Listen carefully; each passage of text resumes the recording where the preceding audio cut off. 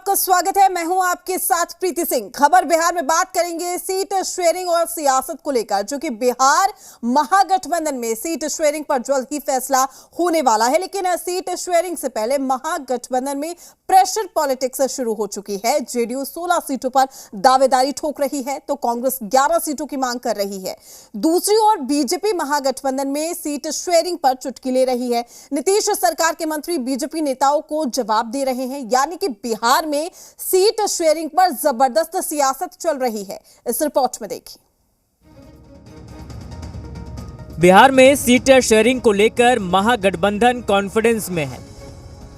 महागठबंधन के नेता लगातार कह रहे हैं कि सीट बंटवारे में कहीं कोई अड़चन नहीं है।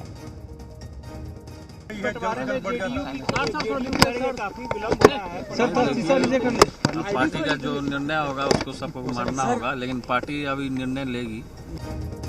वहीं बिहार सरकार के मंत्री तेज प्रताप यादव ने सीट शेयरिंग पर कहा है कि पार्टी इस पर निर्णय ले लेगी, लेकिन बीजेपी को महागठबंधन के नेताओं के बयान पर एतबार नहीं है।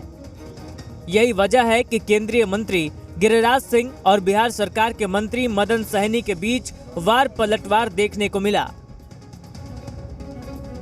करने का, इसलिए ये गठबंधन नहीं है, गठबंधन होगा भी नहीं।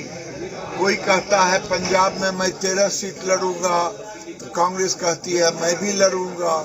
तो ये आपस में नीतियों के आधार पर गठबंधन नहीं है, स्वार्थों के आधार पर गठबंधन है।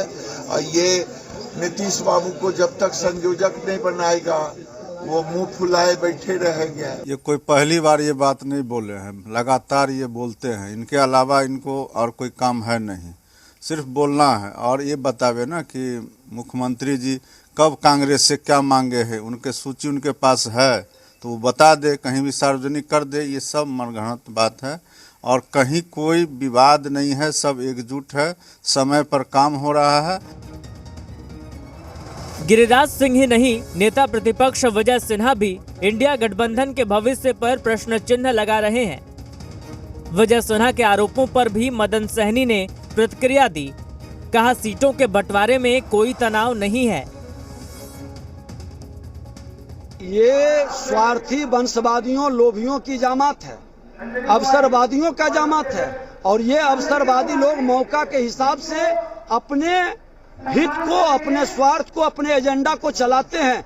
और उस एजेंडा के तहत नीतीश कुमार जी को उस चौराहे पर लाकर खड़ा कर दिया है, जिस चौराहे पर उनके लिए दिग्भ्रमित होने के अलावा कुछ नहीं बचा है। स्पष्ट रूप से बता रहे हैं आपको, बिहार के अंदर में सीट बंटवारा में कहीं कोई दूर दूर तक परेशानी नहीं है। बिहार में कोई परेशानी नहीं है, बिहार के बाहर का स्थिति हम लोग नहीं जानते।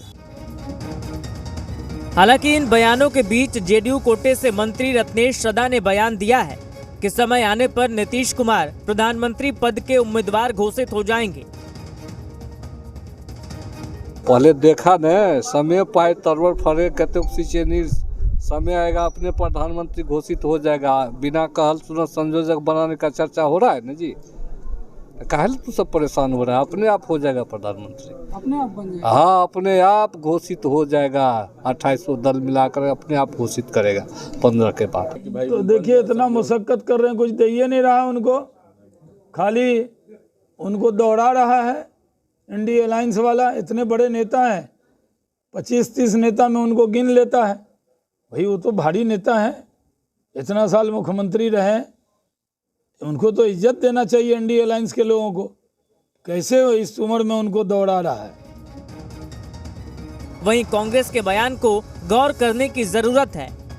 कांग्रेस विधायक अजित शर्मा की दलील है कि बिहार में अगर कांग्रेस को 2-4 सीट मिली तो महागठबंधन कमजोर होगा, बीजेपी को फायदा होगा। हम लोगों ने मल्लिकार्जुन खड़गे को 11 सीटों की लिस्ट सौंपी है।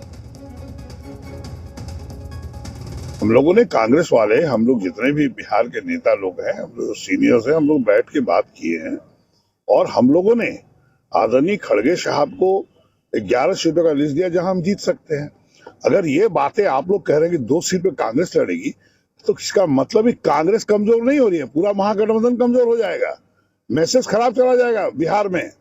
कांग्रेस पार्टी सबसे बड़ी पार्टी है देश में।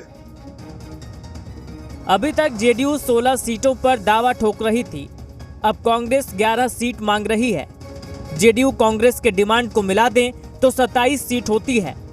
ऐसे में बचते हैं 13 सीटें, जिन पर आरजेडी के अलावे महागठबंधन की 4 और पार्टियां हैं।